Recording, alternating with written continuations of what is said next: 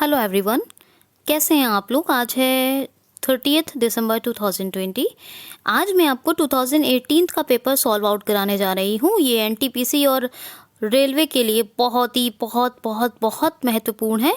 मैं यहाँ आपके कुछ रीजनिंग के क्वेश्चन छोड़ रही हूँ क्योंकि वो ग्राफिक क्वेश्चन है। मैं आपको अगर दिखाना भी चाहूँ तो मैं ना दिखा सकूँगी, तो आप क्योंकि आप देख भी नहीं पाएंगे और बाकी कुछ जो लोग देख सकते हैं तो उन क्वेश्चंस को मैं शीना मैम को बोल के वो आपको करवा देंगी। थोड़े से क्वेश्चंस हैं वो, तो रीजनिंग का मैं कहूँगी कि उनसे क्लास ले लें आपका, तो वो क्लास ले लेंगी एक। ठीक है, बहरहाल रीजनिंग को क्वेश्चन मैं छोड़ दे रही हूँ और मैं 2017 के करंट अफेयर के क्वेश्चन छोड़ दे रही हूँ। आज जो मैं पेपर कराने जा रही हूँ आपको, उससे आपको बहुत फ़ायदा होगा। और ये समझ लें कि इस साल बहुत से क्वेश्चंस इस पेपर में से आपको मिलने की पूरी उम्मीद है।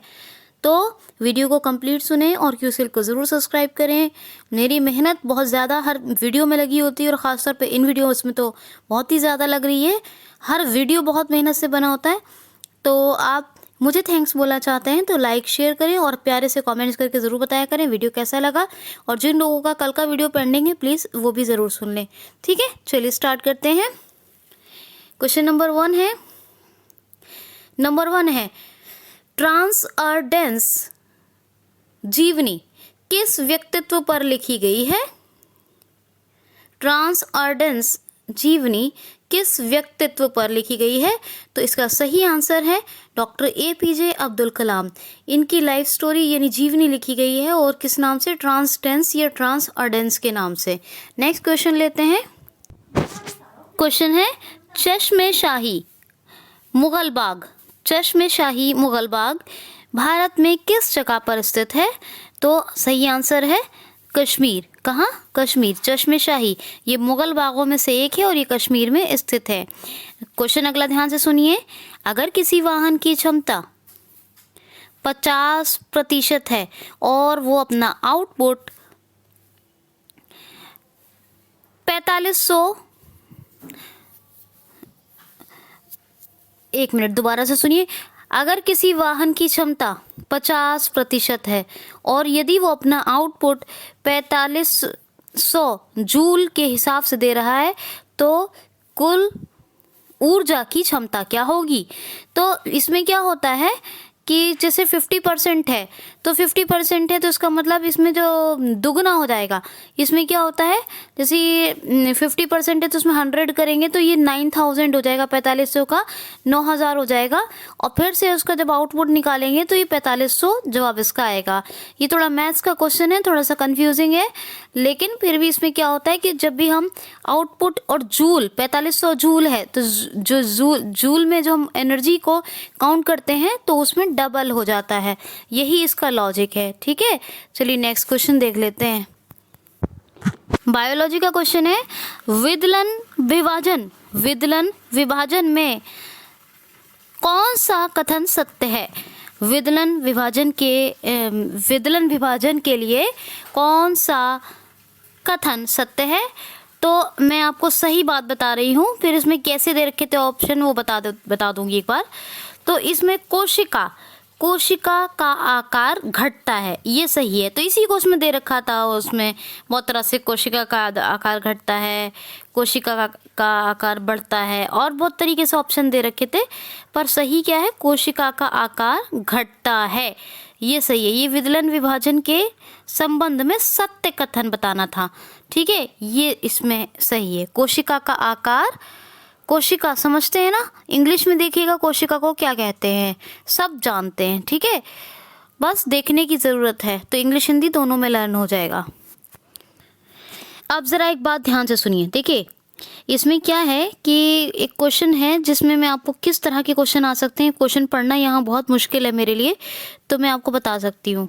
ठीक है, कि आप कैसे करेंगे उसको सॉर्ट आउट। मान लीजिए कथन दिए जाते हैं, कथन होंगे 4 कथन हैं, उसमें से पहले आपको एक वो दिया जाएगा, पूरा एक कथन दिया जाएगा, फिर उस एक कथन के बारे में 4 निष्कर्ष दिए जाएंगे। एक कथन 4 निष्कर्ष। ठीक है, यानी एक जो है मतलब कह सकते हैं, एक कोटेशन होगा, उसकी 4 रूप से कंक्लूजन होंगे और चारों में से आपको वो पता लगाना होगा जो कौन सा सही है, फिर उसमें निष्कर्ष जब 4 होते हैं उसमें पूछा जाता है कौन सा सही है। तो यहाँ पे एक एग्जाम्पल दे सकती हूँ, जैसे कि एक गैर सरकारी संगठन ने विद्यालय के कार्य में सहयोग करने के लिए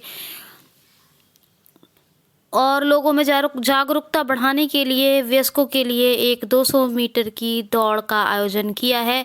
तो मैंने ये कथन पढ़ा है, मान लीजिए इसके 4 निष्कर्ष हैं, तो चारों में से जिसमें जागरूकता, विद्यालय के लिए सहयोग या जागरूकता की बात की जाएगी, ये दोनों मेन चीज़ें हैं, तो वो कथन सही माना जाएगा। जिसमें मतलब निष्कर्ष सही माना जाएगा जिस कथन के बारे में जो कथन के शब्द हैं अगर वो निष्कर्ष में आपको शब्द मिल जाते हैं तो वो माना जाता है सही।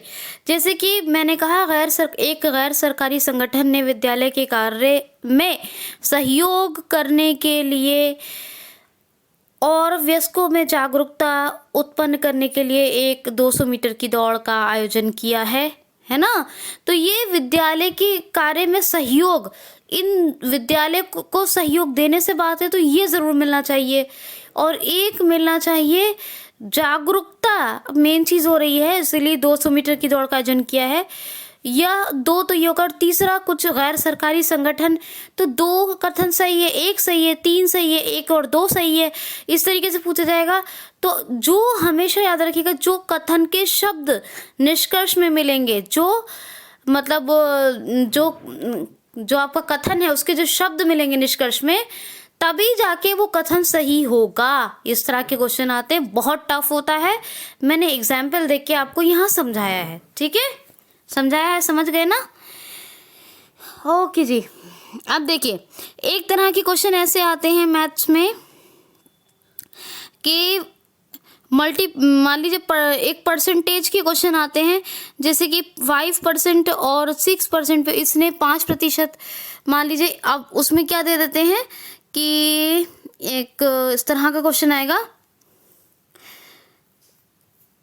जैसे मान लीजिए सिंपल इंटरेस्ट से क्वेश्चन आ गया, तो उसमें किस तरह का क्वेश्चन आएगा कि यहाँ पर दे देंगे, अब जो अवधि है, मुद्दत है, वो दे देंगे कितने साल के लिए रोहन ने इतनी % पर ब्याज पे पैसे लिए हैं और प्रीति ने इतने % पर लिए हैं, अब दोनों में की ब्याज का समान दर इतनी मुद्दत के बाद क्या होगा। तो उसके लिए आपको फॉर्मूले याद करने पड़ेंगे। देखिए, परसेंटेज की क्वेश्चन है, परसेंटेज के पहले तो आप सबसे पहले रखेंगे क्या, सिंपल इंटरेस्ट का जो फॉर्मूला है PRT बटा 100, यानी principal plus rate plus time plus principal plus rate plus time और डिवाइडेड बाय 100। तो इसके फॉर्मूले होते हैं इस तरीके से। इसी तरीके से एक होता है, इस तरह के मैथ्स के क्वेश्चन आएंगे, जैसे कि मल्टीप्लाई दे देंगे, तो वो तीनों से 3 संख्याएं दे दी, 4 संख्याएं दे दी मल्टीप्लाई करने के लिए, तो उन 3-4 संख्याओं में वो एक मल्टीप्लाई का मतलब एक मल्टीप्लिकेशन आपको ऐसा ढूंढना है जो चारों संख्याओं से गुणा हो जाए, ठीक है, और विभाजित भी हो जाए। कभी कभी ऐसे भी आते हैं कि गुणा भी हो जाए, यानी मल्टीप्लाई भी हो जाए और डिवाइड भी हो जाए। तो पहले क्या होता है, 1 और 3, सबसे पहले 3 हमेशा जब भी मल्टीप्लाई या डिवाइडेड इसके से क्वेश्चन आए कि मल्टीप्लाई डिवाइडेड के क्वेश्चन आए, तो क्या मतलब उसमें देखना होता है कि तीनों में से एक ही संख्या तो मल्टीप्लाई होकर इतना आ जाए या फिर डिवाइड होकर तीनों, मतलब मान लीजिए 575 है, तो या तो 575, 690 और 780, इन 3 संख्याओं को कोई ऐसी संख्या जो एक संख्या तीनों को डिवाइड कर दे, कोई ऐसा ढूंढना पड़ेगा। और कहा जाए कि ये मान लीजिए 269, 310 और 100 66। ये 3 संख्याएं हैं, ये तीनों ऐसा कौन सा मल्टीप्लिकेशन फैक्टर है जिससे हम मल्टीप्लाई करेंगे तो ये तीनों संख्या आएंगी। इस तरह के क्वेश्चन बहुत आते हैं, ठीक है। तो उसमें हमेशा जब भी आप करना शुरू करेंगे तो याद रखिएगा, सबसे पहले 3 से करना शुरू कीजिएगा, +1 करते हैं, 3 से करते हैं फिर +1, 3 से करते हैं फिर +1, ऐसे कर करके सॉर्ट आउट ज़रूर कीजिएगा, ठीक है। देखिए, मैथ्स और रीजनिंग की क्लास मैं नहीं लेती हूँ, मैथ्स रीजनिंग का क्लास लेना मुझे बिल्कुल अच्छा नहीं लगता है। वो शीना मैम से कहूँगी आपको क्वेश्चन करवा दें, क्योंकि मैथ्स और रीजनिंग का मैं आपको सिर्फ समझा सकती हूँ, मैं आपको मैथ्स और रीजनिंग के क्वेश्चन में बहुत ज़्यादा नहीं पढ़ा सकती। मेरे सर में दर्द होने लगता है, मुझे हेडेक होने लगता है मैथ्स और रीजनिंग में। मैं खुद तो पढ़ सकती हूँ लेकिन पढ़ा नहीं सकती, मुझे मैथ्स और रीजनिंग पढ़ाने से बहुत एलर्जी है, ठीक है। तो वो मैम को कहूँगी, वो करवा देंगी, उनसे बात करूँगी, मेरी फ्रेंड है, तो अगर वो आपको करवा दें। अदरवाइज़ मैंने आपको बताया किस किस तरह के क्वेश्चन, देखिए फिर भी मैंने आपको नहीं छोड़ा है, फिर भी मैंने आपको बताया कि किस किस तरह के क्वेश्चंस आते हैं, ठीक है, याद रखिएगा। चलिए आगे चलते हैं। देखिए, एक क्वेश्चन ये है, बहुत ध्यान से सुनिएगा। देखिए, ये है कि जो पूछा जाता है कि ऐसी कौन सी रक्त कोशिका है, ऐसी कौन सी रक्त कोशिका है जो रक्त को पूरे शरीर में पंप करती है, उसको ही घुमा फिराकर इतना बड़ा क्वेश्चन बना दिया जाता है, इतना बड़ा क्वेश्चन कि लयबद्ध होती है, संकुचित क्रिया में करती है, ये करती है, वो करती है, ये इतना घुमा फिरा के बोला जाता है। जबकि क्वेश्चन क्या है, सिंपली कि ऐसी कौन सी रक्त मास मतलब क्या बोलेंगे जी, ऐसी कौन सी रक्त कोशिका या रक्त की वाली मांसपेशी होती है, ब्लड सप्लाई पंपिंग, ठीक है, रग होती है, मतलब नर्व होती है, ब्लड सप्लाई या ब्लड पंपिंग नर्व होती है, मैं अपनी लैंग्वेज बोलूँ तो ऐसी कौन सी कोशिका या ऐसी कौन सी मांसपेशी होती है जो रक्त को पूरे शरीर में पंप करने में लयबद्ध तरीके से तरीके से और पता नहीं कैसे कैसे घुमाकर, वही बात कही गई है कि जो है सहायता करती है। तो वो कौन सी है, कार्डियोलॉजी से बना है, कार्ड माने दिल, कार्डियोलॉजी यानी स्टडी ऑफ हार्ट, तो यह यानी दिल के रोगों का अध्ययन, कार्डियोलॉजी। तो जो कार्डियक नाम की एक मांसपेशी होती है, क्या होती है, मांसपेशी होती है, वो क्या होती है, कार्डियक नाम की मांसपेशी क्या करती है, ब्लड पंपिंग मतलब एक ब्लड पंपिंग का काम करती है, ब्लड सप्लाई एंड पंपिंग का काम करती है बॉडी में। फेफड़ा तो ऑक्सीजन को सप्लाई करता है, ऑक्सीजन को जो है पंप करता है, लेकिन ब्लड को सप्लाई एंड पंप कौन करता है, कौन सी मांसपेशी करती है, कार्डियक की दिल के पास होती है, दिल के संबंध से होता है ये। इसी को इतना लयबद्ध तरीके से, संकुचित तरीके से, ऐसा वैसा घुमा के इतना बढ़ा देते हैं कि एक क्लर्क का एग्जाम पास करना ऐसा लगता है जैसे कि पता नहीं कौन सी बात है। वही मैथ्स का छोटा सा क्वेश्चन, वही सारी चीज, लेकिन उसको तरीका इतना घुमा फिरा के बना दिया जाता है कि पकड़ना मुश्किल हो जाता है, आंसर पकड़ना मुश्किल हो जाता है। यही ट्रिक है दोस्तों, ठीक है। चलिए एक क्वेश्चन और सुनिए।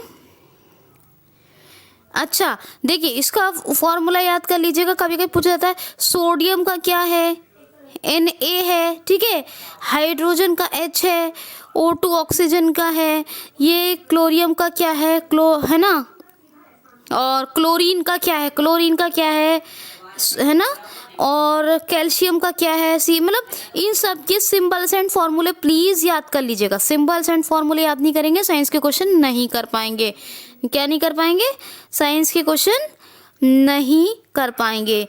अच्छा, मैंने आपको जो बताया था कथन और धारणाएं वाली बात, उसे मैंने कैसे बताया आपको कि 4 निष्कर्ष या धारणाएं दी होती। मान लीजिए एक कस्टमर आया दुकानदार के पास और उसने बताया, दुकानदार के पास आके कहा कि मुझे एक म्यूजिक प्लेयर खरीदना है, ये मान लो, वो छोड़ दो, ये सिंपली ये ले लो कि दुकानदार ने कहा, क्या दुकानदार कहता है कस्टमर से अपने, इन नए म्यूज़िक प्लेयर्स में वो रिकॉर्डिंग नहीं चल सकती जो आपके पास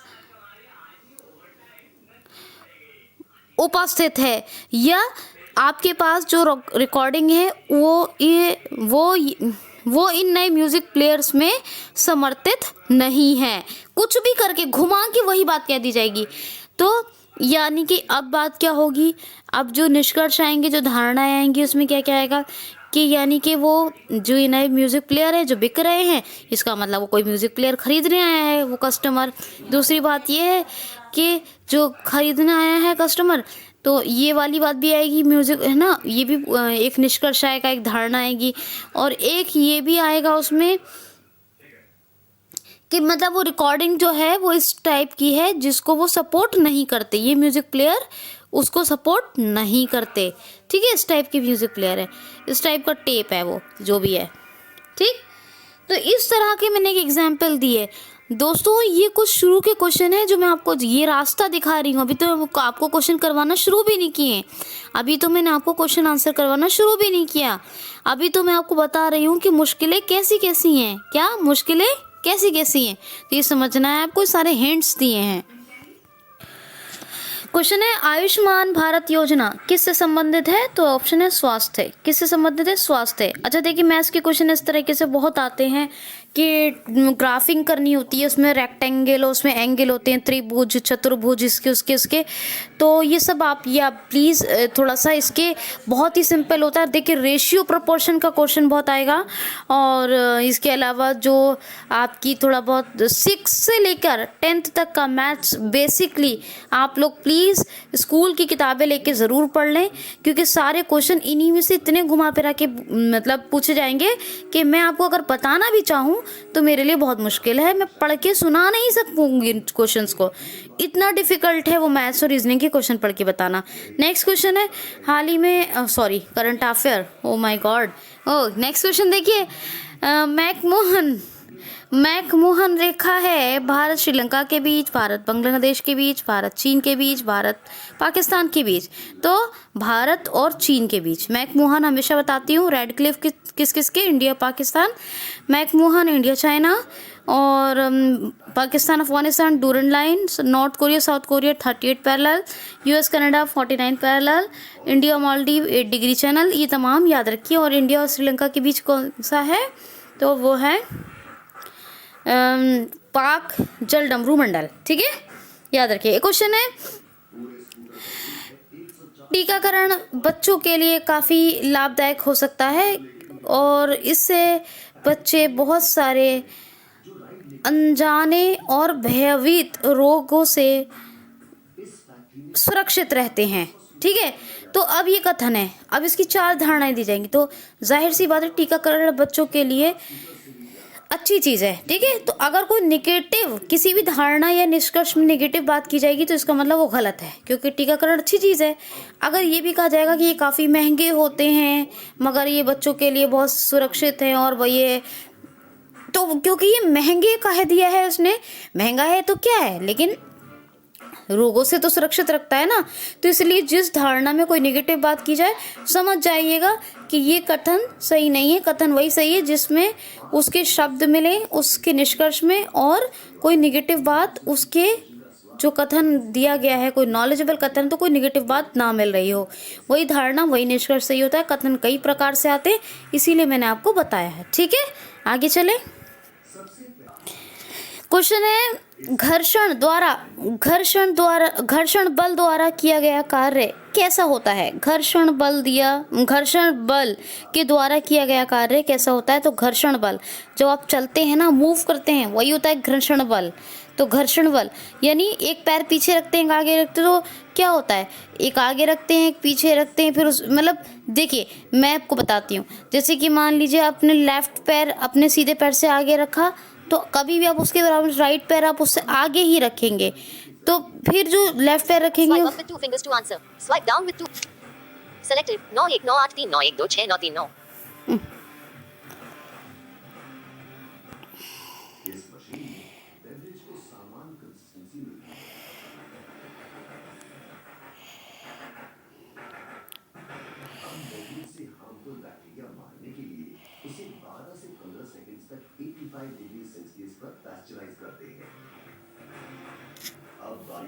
नौ एक नौ आठ तीन नौ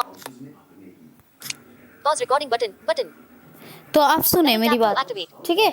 तो जैसे कि आप पहला पैर रखते हैं उससे आगे हमेशा दूसरा रखते हैं, तो इसका मतलब ये है कि जो दूसरा उससे आगे रखा है उससे पहला पीछे है, तो कैसा बल काम करता है? ऋणात्मक। कैसा? ऋणात्मक। तो घर्षण बल के द्वारा किया गया कार्य कैसा होता है? ऋणात्मक। ठीक है। नेक्स्ट क्वेश्चन है, भारत का राष्ट्रीय खेल कौन सा है? हॉकी। कौन सा है राष्ट्रीय खेल? हॉकी।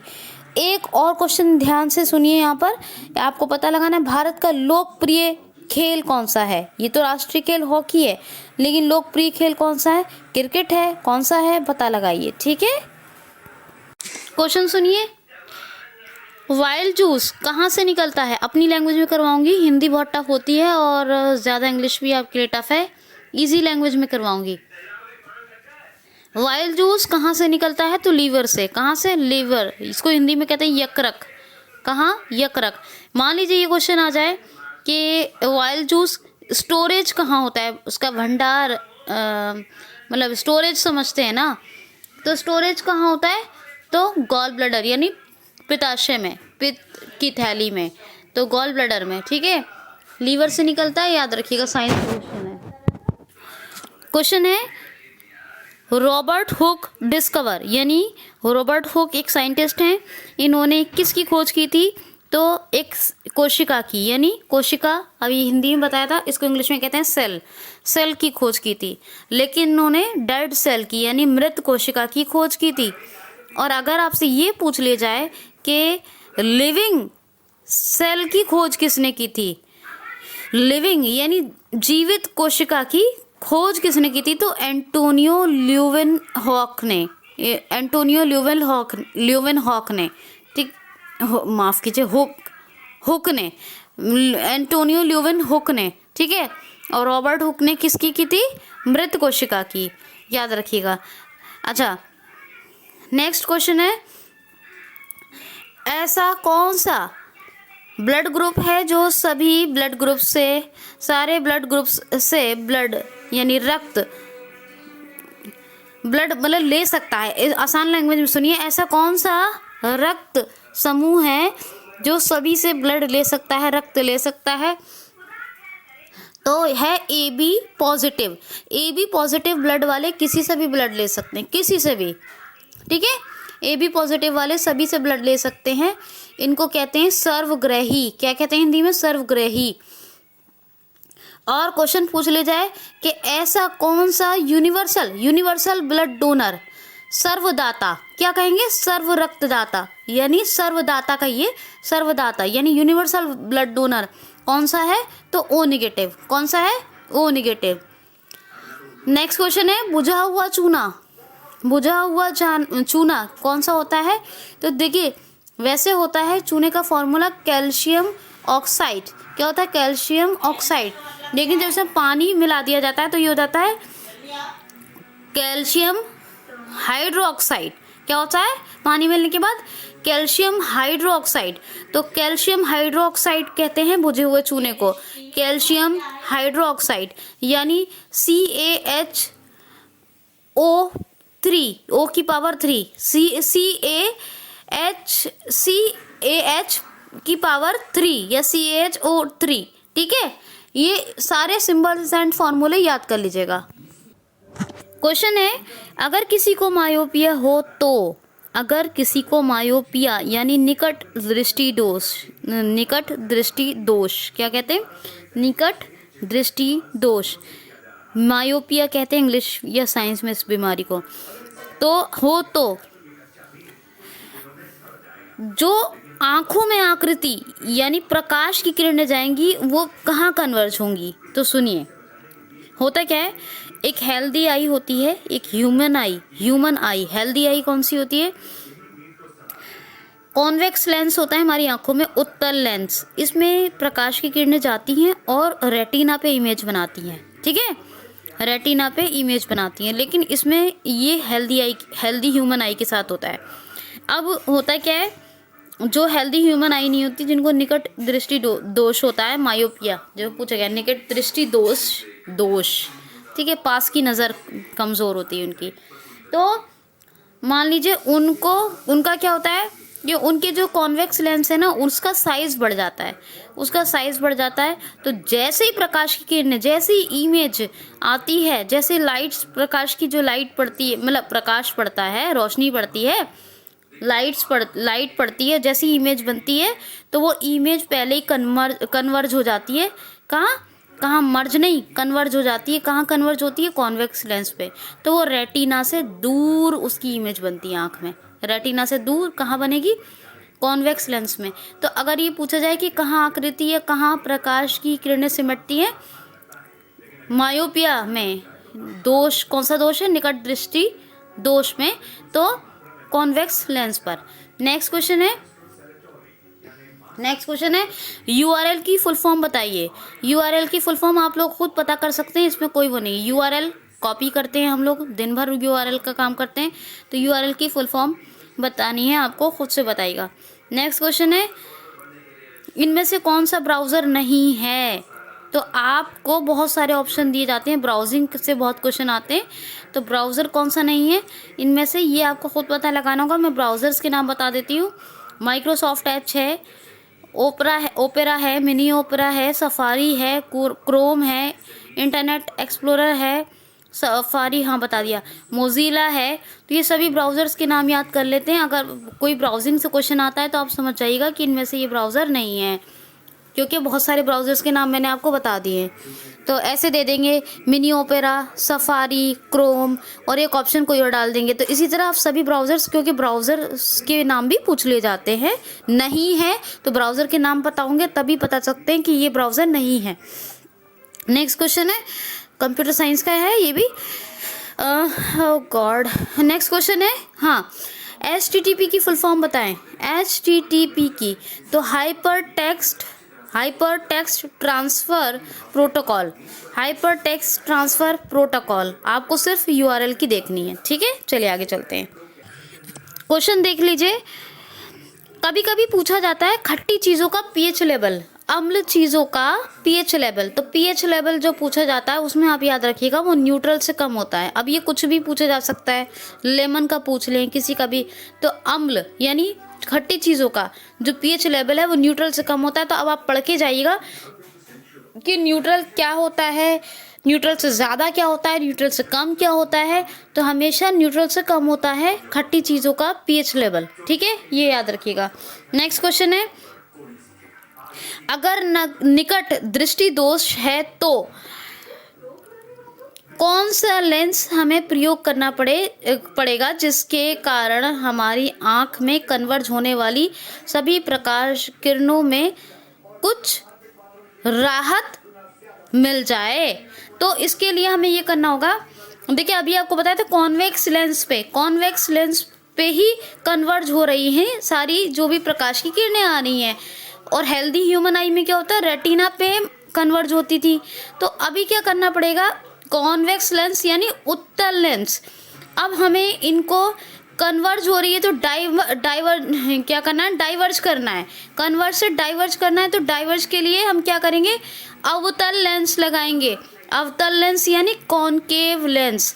तो निकट दृष्टि दोष वाले लोगों को जो प्रयोग करने में राहत मिल सकती है वो किससे, कॉनकेव लेंस। एक और लेंस लगाने से नहीं, कॉनकेव लेंस से। कॉनकेव लेंस कौन सा होता है, अवतल लेंस,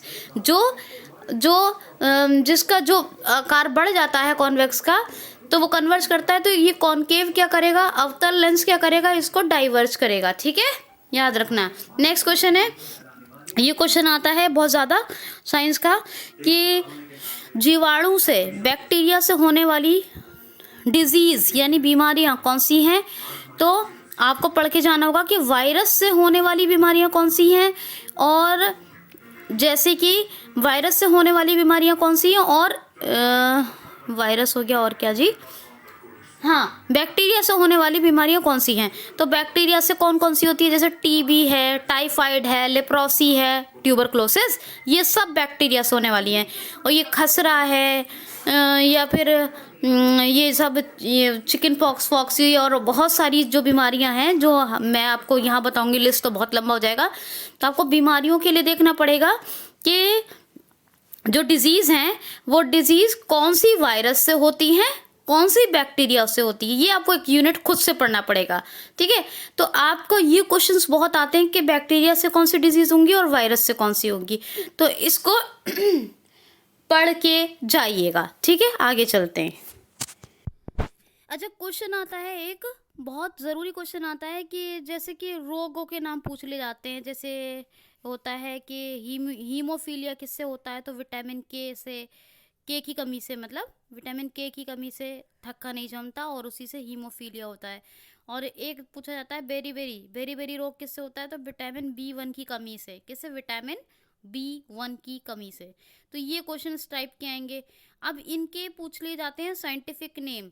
जैसे विटामिन B1 का नाम क्या है, B2 का नाम क्या है, B12 का नाम क्या है, विटामिन D का साइंटिफिक नेम क्या है। तो ये वाले क्वेश्चन बहुत आते हैं आरआरबी में, एनटीपीसी में आने ही है, ये आप याद रखिएगा, आने ही हैं। जो कहा है तो कहा है। ठीक है, तो अगर विटामिन B1 की कमी से होता है, विटामिन के की कमी से हीमोफीलिया होता है, तो इनके साइंटिफिक नेम और ये सब किस किस की कमी से कौन सी बीमारी है, ये आरआरबी एनटीपीसी में पूछे जाते हैं। नेक्स्ट क्वेश्चन है, हाँ, नेक्स्ट क्वेश्चन ये है, ब्रायोफाइटा क्या है, तो देखिए, थाइलोफाइटा, ब्रायोफाइटा और टेरोफाइटा, ये तीनों तरह के प्लांट्स होते हैं। क्या होते हैं? प्लांट्स। अब जो जैसे थाइलोफाइटा है, उसमें क्या होता है, जैसे एल्गी है, फंगस है, इनमें ना तना होता है, ना ही इनके पत्तियां होती हैं, ना बीज होते हैं। और इसी तरह से ब्रायोफाइटा, इसके बहुत सारे एग्जाम्पल मिल जाते हैं पानी में, ज़मीन पर। और एक पूछा जाता है टेरोफाइटा, तो इसे तो आप देख लीजिएगा। और फिर उसमें पूछा जाता है क्रिप्टोगेमी क्या होता है। और इसी तरह से प्लांट्स की 2-3 चीज़ें इंपॉर्टेंट पढ़ लीजिएगा। तो इस तरह के क्वेश्चन आते हैं। तो कल फिर एक और साइंस की क्लास लेकर अच्छे से 10-20 क्वेश्चन की मिलते हैं। आपका टारगेट तो बहुत लंबा है, क्योंकि साइंस के क्वेश्चन ज़्यादा करवाने पड़ेंगे, और फिर उसके बाद हिस्ट्री, ज्योग्राफी और उसका नंबर आएगा। करंट अफेयर हमने आपको पढ़ा रखा है, हिस्ट्री, ज्योग्राफी और पॉलिटी एंड गवर्नेंस का नंबर आएगा, इकोनॉमी का। तो मुझे नहीं लगता कि मैं 5-6 जनवरी से पहले करंट अफेयर पढ़ा पाऊंगी, क्योंकि टारगेट ही ज़्यादा इतना लंबा है। खैर, मैं यही करवा रही हूँ अभी आपको। तो ये सब सुनिए और इन्जॉय कीजिए, अपना ख्याल रखिए। Thanks for watching.